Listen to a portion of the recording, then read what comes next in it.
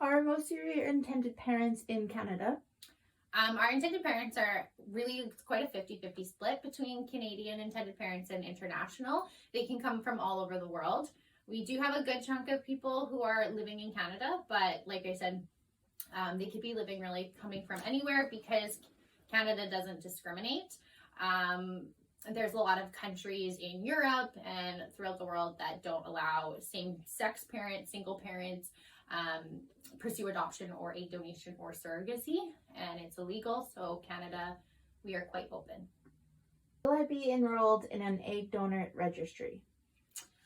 I wish I could say yes. If you're her helping habit donor, you're going to be in our internal egg donor registry.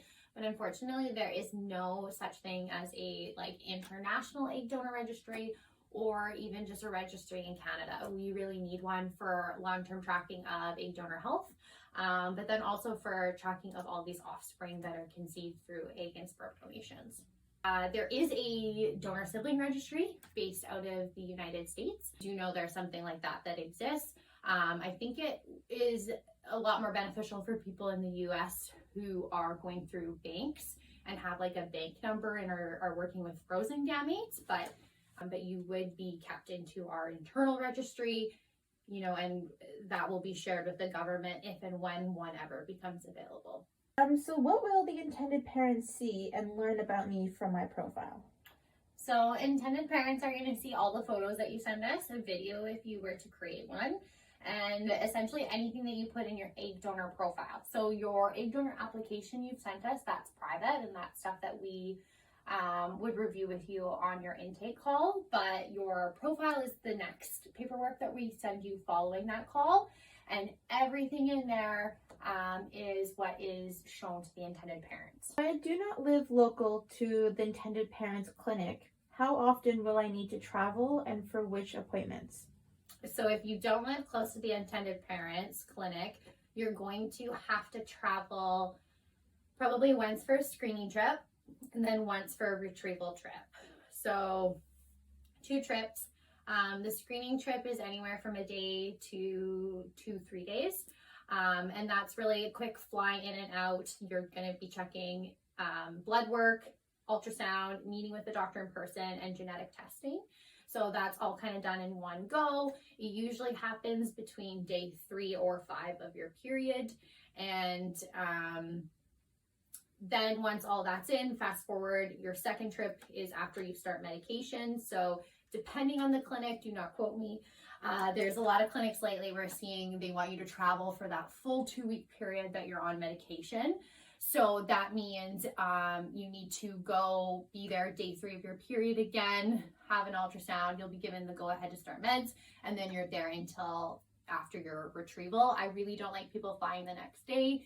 If you must for work, I'm not going to keep you there, but I recommend a day or 2 recovery, and then we get you on a flight home. So your second trip could be up to 3 weeks. Other clinics, you might get to do some local monitoring. So if there's a clinic close to you at home, they can do some testing that is sent to the clinic that your intended parents are at. And then you travel anywhere from day 7 to day 9 on medication. And then you're there for probably 3 to 5 days to have the retrieval and recovery. What is your general demographic for the intended parents? Intended parents, I guess, essentially could be anyone from 18 to 52. But I've never had anybody apply that young. I would say on average, intended parents are from 25 to 50. And I'm saying 50 because that tends to be when clinics cut off. There's some clinics that will let you transfer up to maybe 51. So that's where maybe upon pregnancy occurring, they'd be 52. But yeah, I think most parents tend to be in their 40s or 50s. When and how will I receive my compensation? I know that a lot of people ask that, and there's not a lot of awareness out there, but it's totally illegal to be compensated. In Canada, we have a reimbursement model. So what that means is your receipted expenses are reimbursed after the fact. So receipted expenses for egg donors can be anywhere from $5,000 and up for your personal expenses. And so that covers things like your time off work, companions time off work, because you need someone to accompany you on this retrieval procedure, check you out, and then you're not bored for the 2 weeks you're away. So both of you guys get that time covered from work. Childcare, dog care, if you have either of those, there's a list if you go to the Government of Canada's website of reimbursable expenses, and that varies as well if you're a surrogate. But yeah, there is no compensation in Canada. Do I have a choice of whether I want to be contacted by IPs or future offspring?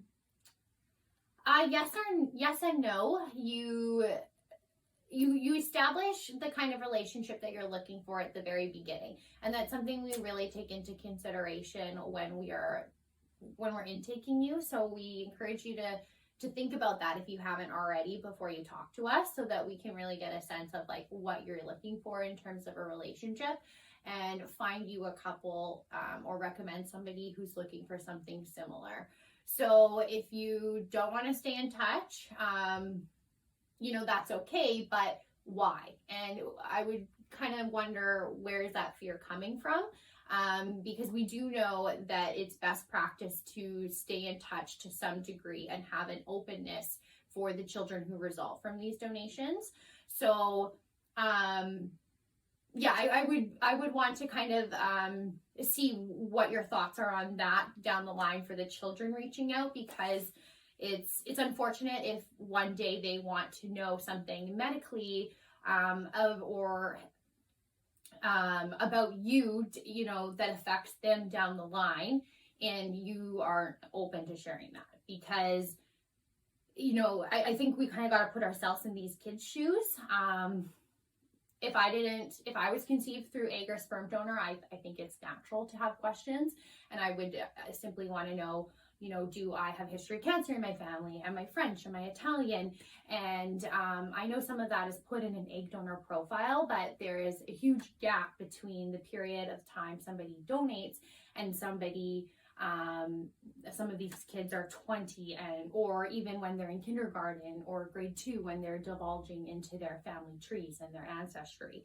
And that really helps form somebody's identity. So, we really come from a place of an open door policy at Her Helping Habit, and it's not that you need to be best friends, but you definitely would need to stay in touch to some degree to share information, at minimum by email. If you want to talk, video chat, meet in person, by all means, but you're going to have to agree to some kind of exchange in the future if it's requested of you, if that makes sense.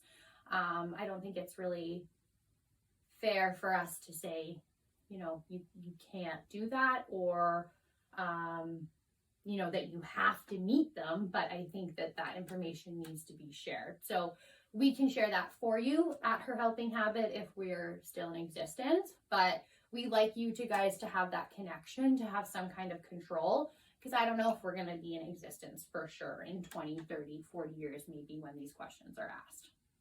What usually causes a cycle to be canceled? So I haven't seen too many cycles be canceled, but things that could cause that is if a donor's failed her drug test, we're not going to be starting her on meds. And then on day 3, just before they prescribe meds, you do ultrasound, blood work, probably a drug test in there. And they're checking the ultrasound, if there's a cyst or any maybe fluid within the area that's unexpected, like anything from that ultrasound or blood work that comes up that's unusual could cause a cycle to cancel. I guess mid-cycle, if you're into monitoring, a cycle could be canceled if there are too little or too many eggs developing. A cycle is not going to be feasible if there's only 4 or 5 eggs growing and you're an egg donor. That's more likely to be seen with somebody who's going through IVF themselves, that's an infertile patient. Essentially, a doctor would recommend a cycle to be canceled if he doesn't think it's going to be viable.